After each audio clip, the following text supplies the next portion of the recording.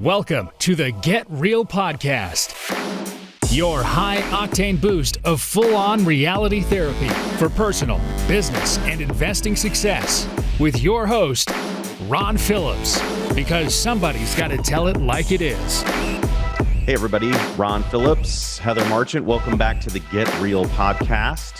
Hey. Man, we just ended our series. This is our first show back on a normal schedule. Kind of nice. That was a little hectic for us. We don't like to work that hard. So it was hard for us with our schedules. Yeah, to align our schedules to record was, I think, the trickiest part. Yeah, while you were on the road, that was really tricky, trying to find internet signal and everything like that. Yeah. So anyway, we are back to a normal schedule. So don't expect anything during the week this week. So. Yeah, we will have a blast from the past podcast from when I was on the road and recorded with a builder that we didn't want to go out of order with our series. So that one will go back in time, but I don't think I'm back in the RV. So we're back, fired up. Heather's all charged up. She visited so many of our areas and saw some of you, which is really cool. So fun. That was a highlight. Me, which was even more cool than all of you put together. Yeah, and my kids, I think my kids think that for sure. Ron has a killer backyard pool that my kids just thought was the coolest thing in the world. Well, anyway, we should get into our topic today. This is obviously one of those things that for me, for you, I know, Heather, this is a big deal. We're going to talk about one of our core values today specifically because I continually am reminded about it, especially in business, because the business world is changing and consumer minds are changing. And I like to change with the technological side of things, but I don't like to change with some of the moral things that are, some of the things that are changing are so dramatic that anybody can see them, that they're wrong. And some of it is slow, little tiny inch in what is, in my opinion, the wrong direction. Mm-hmm. And this is one of them. Heather, we were talking about this, and we've just gone through our quarterly meeting for this quarter, planning this quarter and everything like that. If you haven't done that as a business owner, you should do that. And we were talking about, we go through our core values, we go through our, everything that we put out there, and make sure that it's still relevant, make sure that it's who we are, it's the direction that we're going, and all of those things. When we were talking about one of our core values, specifically loyalty, we got off on a little bit of a tangent, Heather, because this is one that's kind of, I guess, unique. It's strange. Most businesses don't have it. Yes. I told Ron, I said, it's interesting because I think just about every business has integrity as one of their core values, right? We have 4. Integrity is one of them. But loyalty, I don't know that I've ever heard another business say, this is one of our 4 pillars of our business is loyalty. Yeah, and I think so this means different things to different people. But, we started talking about it specifically because there's so much disloyalty. Yeah. Nowadays, it used to be. I say this to all my kids. Ashley's going to laugh as soon as she hears this because she previews all of these before they go out. But anyway, she's going to laugh because I say this all the time. We'll be watching a movie and it's like an 80s movie or whatever, and I'll hit Ashley and I'm like, "Hey, that is a telephone," because it's old and it has one of those curled cords on it and it's plugged into the wall, which doesn't exist anymore, right? Nobody even can, or I'll say that's a boombox or that's a whatever, right? And she goes, "I know, Dad." But back in my day, people would go to stores and they were loyal to the store, right? They would get to know the shop owner. They would frequent that place. Take shoes, for instance, Heather. When we were growing up in our local town, there weren't very many shoe stores. I guess we lived in a small town, but still, you would go and buy shoes from the shoe guy because he's a neighbor. He's one of your neighbors, right? That's the way it worked. I think that's changed a little bit, Heather. Yeah. I don't feel like it's the same way at all for at least the generation probably a little bit younger than me. I'm kind of just ahead of the millennial generation. And I think I've watched that, that it's really like, what's in it for me, right? What's the best thing for me? The loyalty has totally shifted to being self-centeredness, for lack of a, I think. Yeah, and I'm not suggesting that we shouldn't be concerned about what's best for our own interests at Yeah. all, because all of us are, and that's okay. There's nothing wrong with that.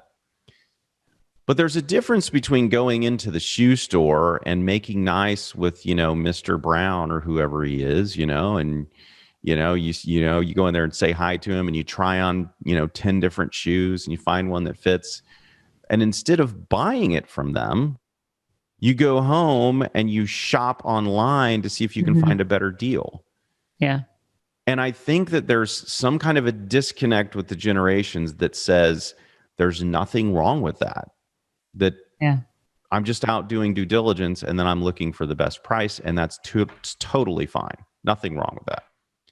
Well, in my opinion, there's something very wrong with that, because I think the thing that is missed here is that Mr. Brown, or whoever he is paying for a storefront. He bought all this inventory. It's sitting in his shop. He's not doing that as a service to you. It's a business. And if you go in and utilize his business, and all you're doing is using it so that you can get a better deal online, but find out for sure if the shoe's going to fit perfectly for your foot, well, that's messed up. It's just messed up. Yes.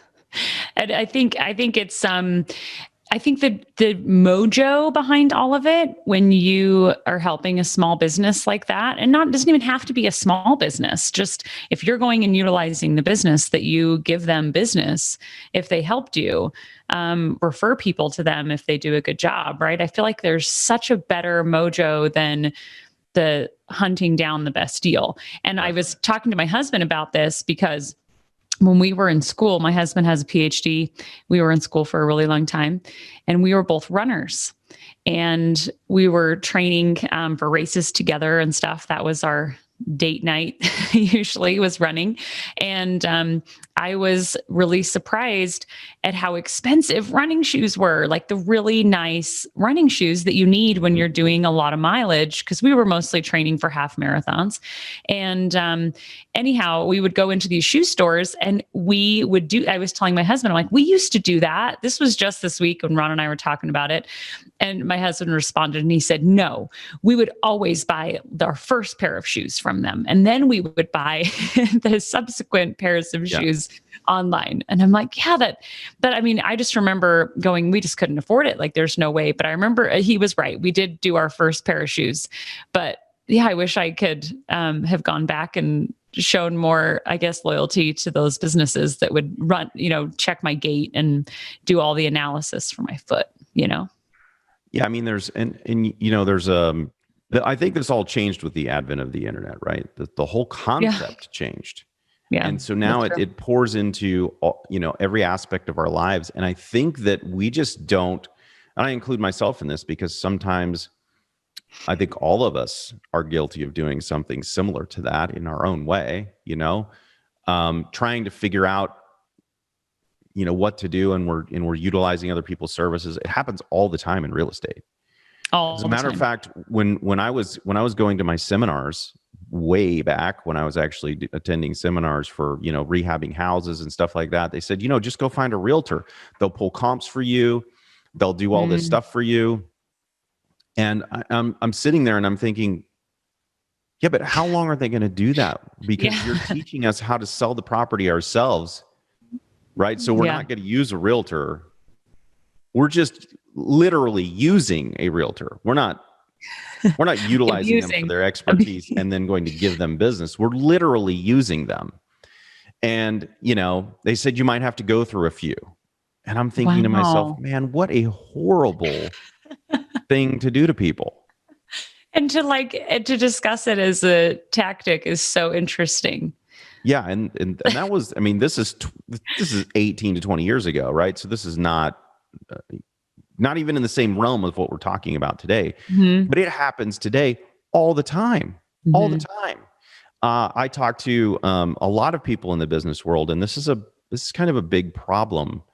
And I think it's a big problem largely because of big tech has just changed the way that we think about business. And so I guess what our point is today is, at least on this particular core value, is to think through how you are doing this in your own life, and then think about how you can change it, right? And I think a lot of times people just don't notice, right? So like how we get paid as real estate agents when clients call me and want to run a deal by me that has nothing to do with our business and say, hey, take a look. What do you think? Do you think this is a good property? Do you think I should buy it?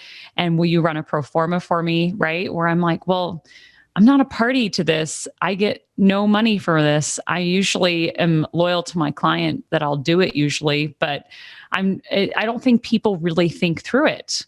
I think it's kind of an afterthought. So sometimes it's just being present and paying attention to not just what you're doing, but how it's affecting other people as well. And I think that most of our clients and most of everybody who's listening are very thoughtful about that. And I think that for all of you who are business owners out there, one of the things that core values, laying them out and making them visible and making them a part of how you live, well, part of that brings you the kind of clients that you want. So for the most part, 90 however much percent of our clients are very thoughtful about that. And so why is that? Well, I don't think it's an accident that we get clients who are loyal. I don't think it's an accident that our clients, for the most part, 60 to 70%, buy multiple properties from us, long term. That's not an accident. That was a purposeful choice that we chose loyalty. In addition to that, we've talked multiple times, Heather, and even with Angela, previously, we've talked a lot about loyalty to your team members, loyalty to everyone on the team. That includes everyone we work with. We work with a lot of realtors in the local markets that do pull comps for us, and we give them business, right? We work with a lot of builders. We work with a lot of rehab companies. And we talked about this 2 meetings ago, Heather. It's a little crazy how we do this. We don't really have any concrete,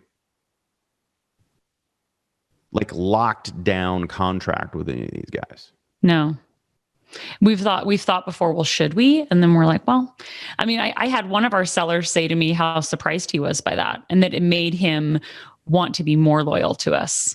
And I thought that was really interesting. I've not ever really found that I've needed them, because we've chosen people who see, and not always. I mean, we've been wrong before.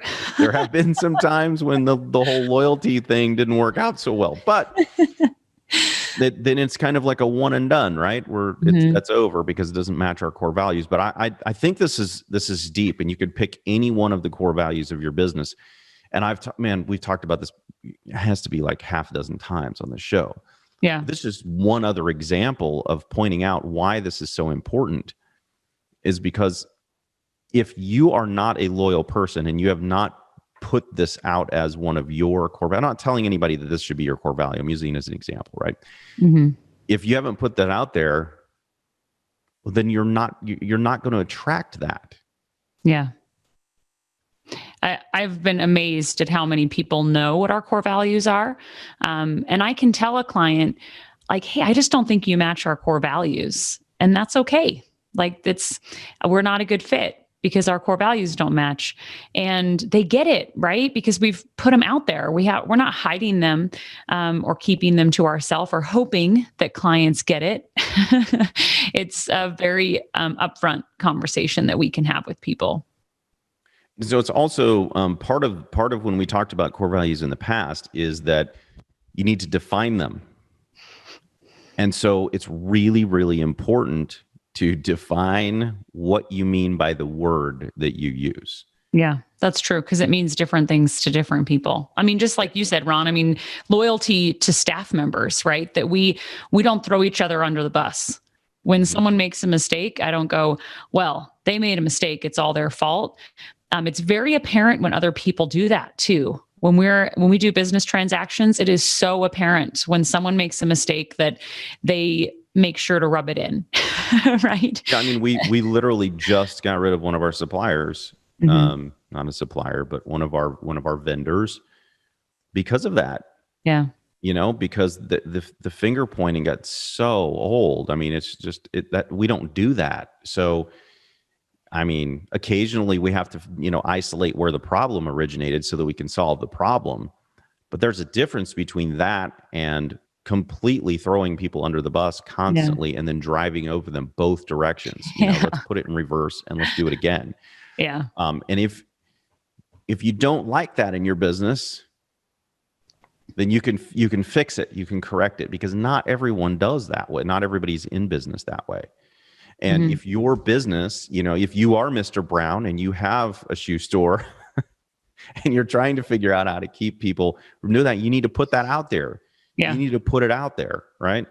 And if it's very front facing, that you're loyal to people and that you help people and that's what you expect in return, I believe that you'll get it. We do. Mhm.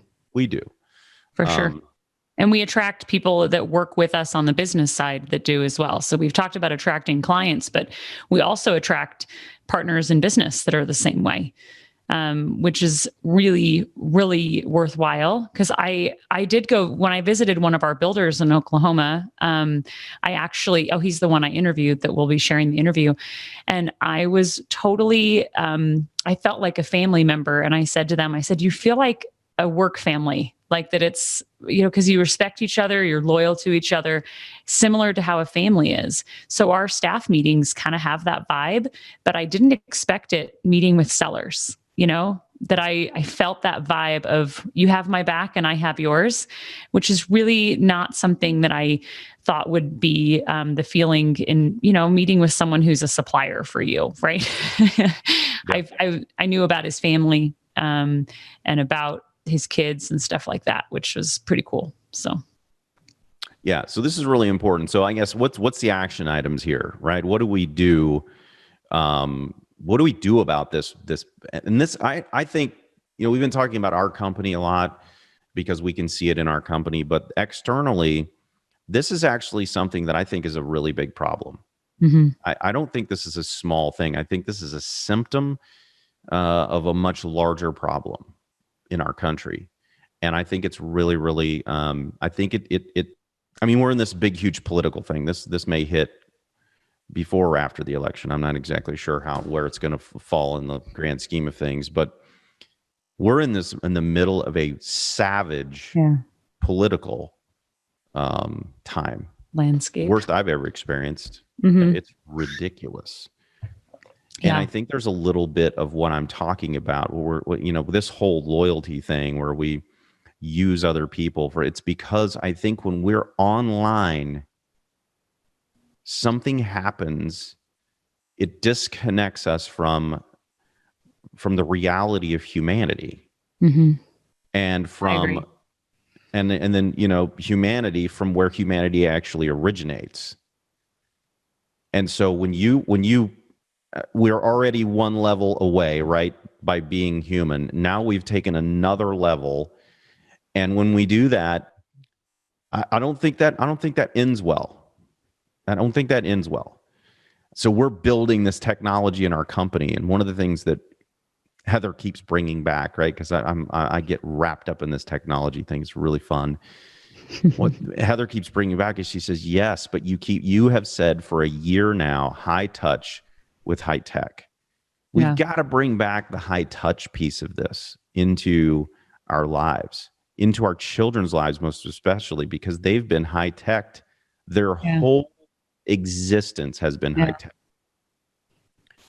And it's brought out a whole bunch of anxieties and other issues, right? It is why we are in the place that we are. Yeah. One of the things about this political season that I have learned, I've been on now Facebook sabbatical for what, Almost 6 weeks now or Oh, something? has it been that long? I thought it was At like least 2 a or month. 3. Oh, And one of the things that I've learned is that people don't talk to each other the way that they talk on social media. I can meet people of a different political background than me that have completely different viewpoints. We can have a really civil conversation person to person. hmm But that same person online, uh, we may both say things to each other we would never dream of saying in person. And yeah, I think this is the same problem that's rearing its head in business with the disloyalty to people. It's because I think people just I think we become so entrenched in our own bubble online that we forget how to interact yeah. That's the word I was going to use. with Yeah. with other people. hmm Because man, 20 years ago, you would never dream of going into a store, shopping for something, utilizing a half an hour or an hour, and even in your case, where you were talking about Yeah. the shoes, where you're running on a treadmill, they're spending Yes. their time. Someone's paying for that human being to be Yes. there and be with you and tell you all of this really cool technical stuff for you to then go, I don't know. I think I'm gonna go see if I can get a cheaper one online. Are you kidding me right now? Exactly. Yeah. Because I And remember feeling uncomfortable about it still, right? That and was maybe 10 there's years ago. another one that really drives me nuts. I talked to some, and I think all of these are connected, right? So this other example, I hear from wait staff, serving staff at restaurants, Mhm. that people come in and they sit there and they have a great time. They have a meal for an hour, hour and a half, whatever it is, and then they leave and they don't leave a tip, or Mm. they leave a tiny little tip. And the reason that I've heard from the people who don't do this, I've talked to a few people who don't do this, and I've talked to some of the wait staff because this is something that really irritates me. And they say it's because they can't afford it. Same thing you brought up before, Heather. Yeah. And I'm Yeah. thinking to myself, okay, so you've gone to a restaurant where it's $50 a plate, Yeah. But you can't and afford you it to. only have $100. So you're going to go there and you're going to eat $50 a plate. That's going to max you out. Why not instead go to a restaurant that's 35 a plate, because you know going into it you have enough money to tip the person who's making almost no money hmm to serve you for an hour or hour and a half. And Yeah. then you can leave and you will have left them in a better position as well. If you don't have enough money to tip, don't go to the restaurant. It's not Yeah. really that complicated. Go where you can afford to go. And part of affording to go there is the tip. I mean, that's part of the deal. Well, I think that's one thing I've learned from you over the years is the joy you feel from being generous that I didn't expect, honestly, because I have always felt like I grew up with a dad who was really a penny pincher, my husband, even more so than myself. And that there is so much joy in sharing with other people that I really was close to, because what I saw was giving up something that I had. But there is so, if you allow yourself to feel it, because otherwise you just look at the money you're putting down on the table as a tip. But now my perspective, I've really trained myself to look at it as this person's going to pick this up and be happy, right? That there's looking at it from someone else's perspective. I guess that's the same thing we said before of paying attention to, where your loyalty lies when you're shopping and things like that. Same with dining out, that seeing the joy you bring someone else rather than it seeing I'm giving up whatever. I think it's a lot more fun. It's a more fun way to live. It's the only way, in my opinion. And so I asked the question, what are the action items? I think that the action item, at least one of the ones that's super simple, is just to let's all, me included, right? Yeah, me too. Let's all just think about what we're doing and how it affects other people. And let's try to do it in every aspect of our lives, because, you know, this pandemic has made so many businesses, small businesses, go out of business, right? And right now we have the opportunity to go, okay, Mr. Brown, who may be one or a couple pairs of shoes away from closing his doors because of this thing that happened that he has no control over. Yep. Where I can go spend 10 extra bucks or whatever it is and get it at his store instead of at Amazon. I can go get it there, or I can, instead of some other shoe store online, and potentially save their business. I can increase my tip to whoever this server is, and I'm not going to see them. You're not going to stand around, right, and watch them open it and go, "Ooh, this is really good. Yeah, did a great job." You're just going to go, I know they don't make much money. Yep. And I know they're trying to probably feed a family, and you may know that just from talking to them, right? A little extra, just a little extra, if you have it, goes a long way to those people. If you're doing business with someone, and then do business with them, right? If they're serving you well, if they suck, well, then obviously go somewhere else. That's not what we're saying. But let's just think about it, right? Let's just think about it, and let's bring back a little bit of loyalty into our lives. Let's bring a little more humanity into our social media, and let's talk to actual human beings again. Let's talk to our neighbors. Let's talk to people who are out. It's one of the cool things about living in the South is that literally everybody will talk to you. Yeah. And they don't even think it's weird. So if you live in New York, where someone might hit you if you talk to them, then, you know, maybe not, but, you know, maybe be the change up in New York. 'Cause, you know, not very many people out these days. So let's do that. And let's think about how our interactions affect both business people and just everyone else out there around us. Right? Yes, I agree. You'll be happier for it. I'm telling you, it's a great way to live. It's a great way to be. It's a great way to do business. It's a great way to just be in your family, right? Let's just think about it.